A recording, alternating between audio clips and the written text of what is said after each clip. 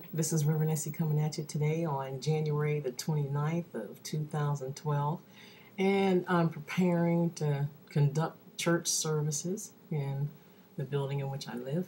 And I just got on this morning to ask all you prayer warriors to please pray that souls come to Jesus Christ today. I can't wait to see all the people that give their hearts to Jesus. And this is the main reason why we do these things, not to bring glory upon ourselves, but to bring glory to God. So I would appreciate it if you pray, help me through prayer, that people come to Jesus. There are so many people in the building where I live at that don't have a relationship with the Lord.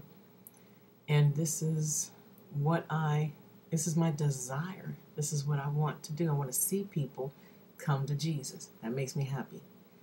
That healing and deliverance. Amen. So I would appreciate it. I got to curl my hair. I got to do my makeup or whatever and find something to put on. But got my coffee, got my Bible, got the Word. Wrote it last night. Fresh. I like my word fresh. Amen. So, hey, God bless you.